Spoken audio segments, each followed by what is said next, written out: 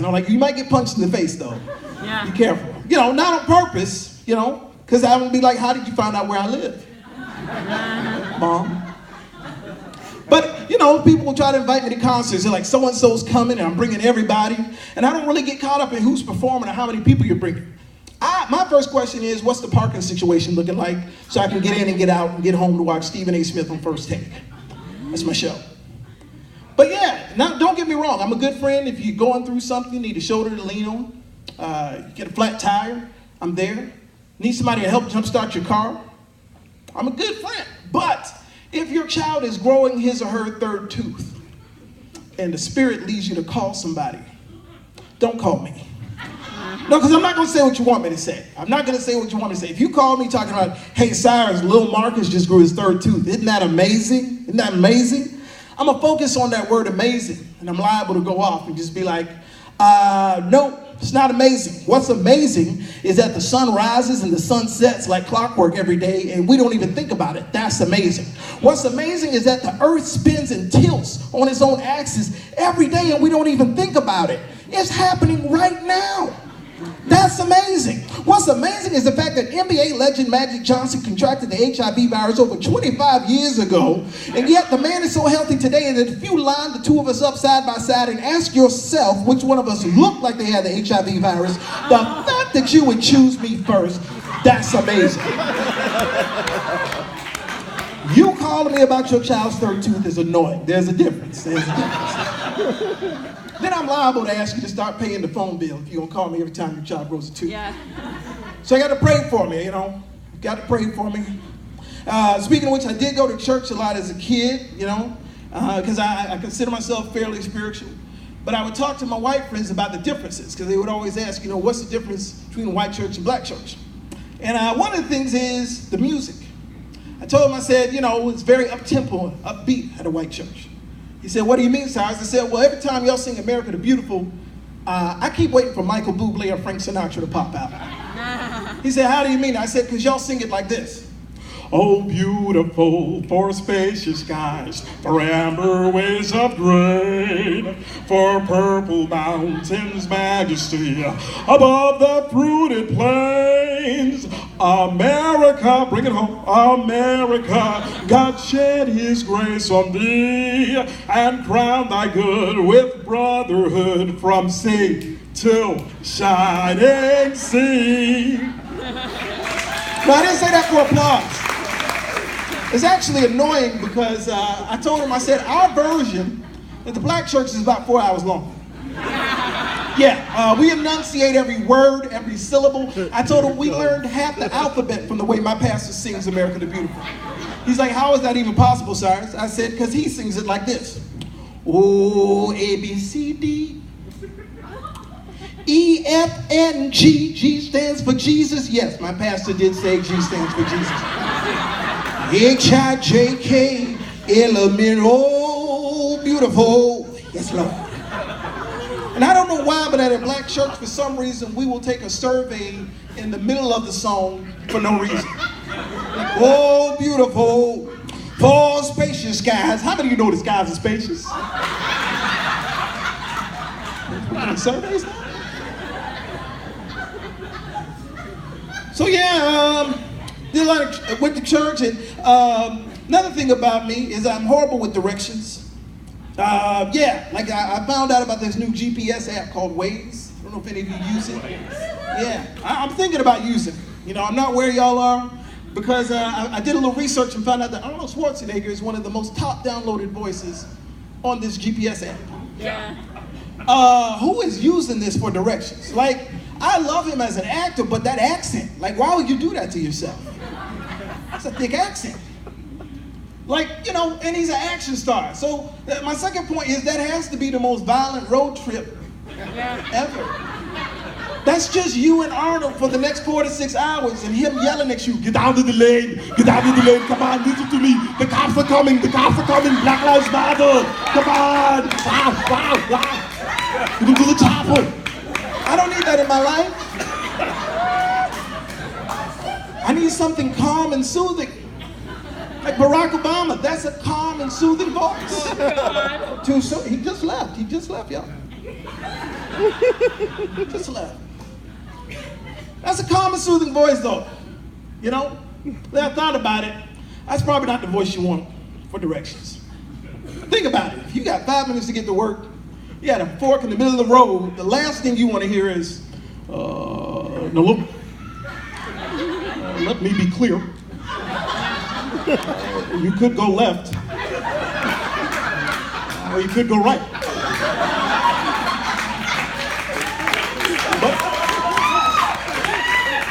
But what you don't want to do, what don't I want to do, Barack? You don't want to sit here, which is what you're doing right now. Okay, well, which way should I go, Barack? You could make a U-turn, but it's like I told Sasha Malia, Barack, I don't have time for a Sasha Malia story. We've been doing that since 285. Thought about maybe Donald Trump as a GPS voice. Too soon? Yeah, I thought that would be cool, but I feel like he might exaggerate the directions a little bit. A little bit.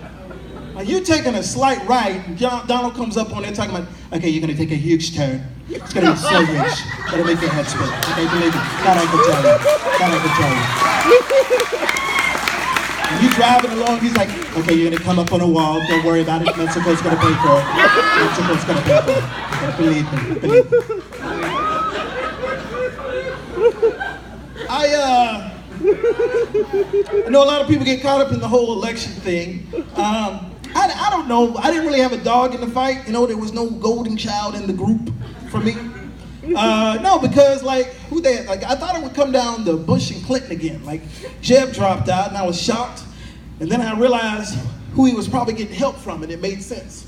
Like I'm sure when Jeb's poll numbers started dropping, George W. pulled him in a room and was like, "All right, Jeb, when you give a speech, you want to do it like this.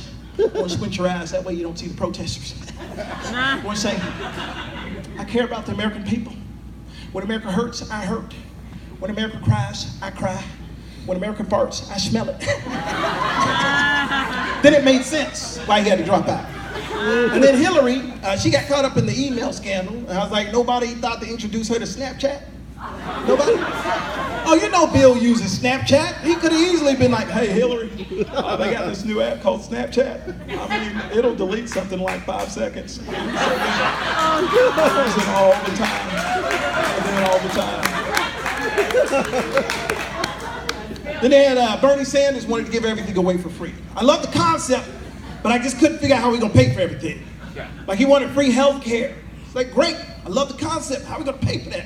Because I don't know who your provider is, your healthcare provider, but right now I use WebMD. So personally, I would love free healthcare.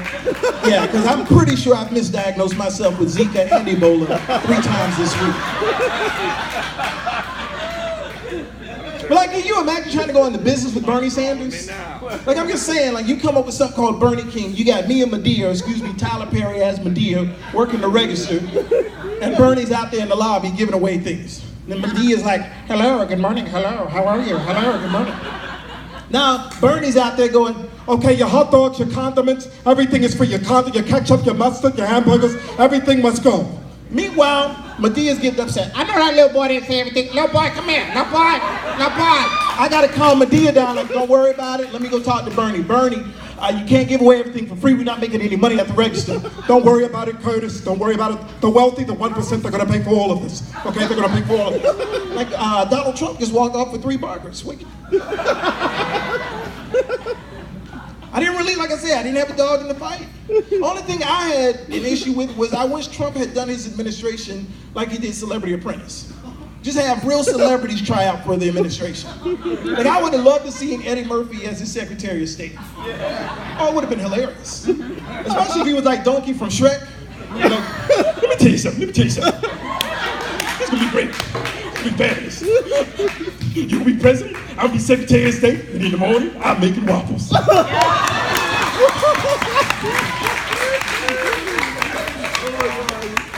Or, that didn't work out. I'm saying he could have had Dave Chappelle as his Attorney General. Right? I'm Dave Chappelle. I need this job because I'm broke. Yeah, baby. I'm saying it could have worked. If that didn't work, he could have at least had Kevin Hart as his vice president. Yeah, Kevin would have been there. He would be like, First of all, I understand when people don't think I can be VP. Told my wife, she's like, come again, Kevin, come again, I'm not ready. I'm just saying it could have worked, people. Matter of fact, I thought about running for office myself. Because a lot of people have said things about Donald Trump, and they continue to do so. But one thing I will say is, I do think he'll fight for the country, or with the country.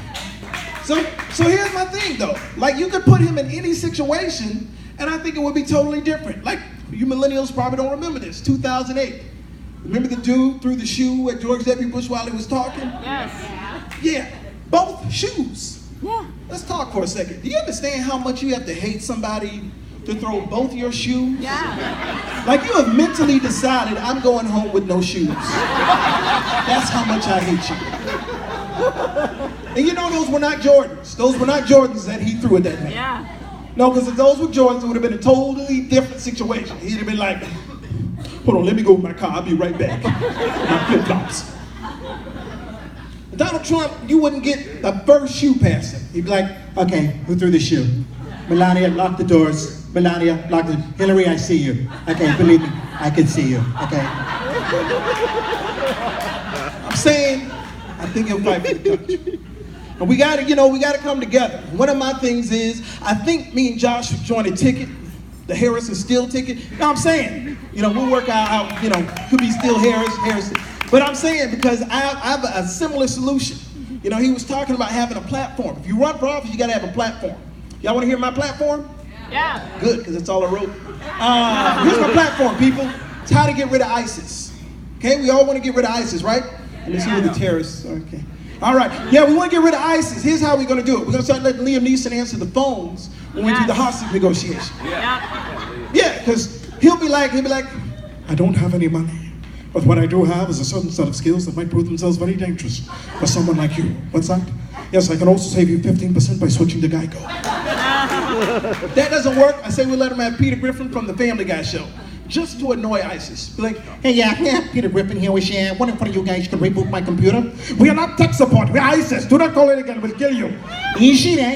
Maybe we got off to the wrong stack. Maybe I should have started with an ISIS breakup. Yeah, see what I did there? Hello? That doesn't work. I say we go with Jerry Seinfeld. Just to annoy ISIS with a bunch of questions. Be like, hey, what's going on? Wants to deal with ISIS. Who are these people? Taliban, that's a scary name. Al-Qaeda, that's a scary name. ISIS is basically the word is twice. Yeah. Who came up with that? Were there a bunch of guys sitting around going, hey, the name of our group is, and some guy was like, that's it. That's the name of our group, is.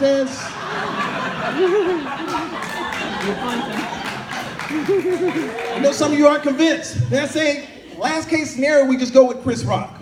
Right? He'd be like, everybody's talking about ISIS. Oh, ISIS gonna get me. What is that gonna do? Oh, Lord, what is that gonna do? Hey, is it just me? Or does ISIS sound like Ebonics? Like ISIS gonna be good today. ISIS gonna be good. Sounds like a line from the movie The Help. ISIS good. ISIS kind. ISIS purty. Saying I think it can work, people. But no matter the case, we got to be united. I'm all about unity. There's nothing wrong with voicing your opinion. But at the end of the day, we all got to get to the same place together. One of my heroes is Dr. King. I don't know if anybody has seen the movie Selma. It came out a few years ago. And when the movie came out, a lot of people talked about how much pressure there was on Dr. King.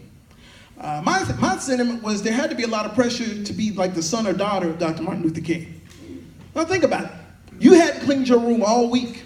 Mr. I Have a Dream walks in. And he says, now I came in here on Monday, told you to clean your room. Nah. Came in here on Tuesday, Wednesday, and Thursday, and still your room was a mess. Friday and Saturday rolled by, but today is Sunday, the Lord's day, and I brought my belt to help speed up that day when all of your toys, the black toys and the white toys, the blue toys and the yellow toys, can join hands and sing the words of that old toy spiritual. Clean at last, thank God Almighty, we are clean at last. Thank you, brother.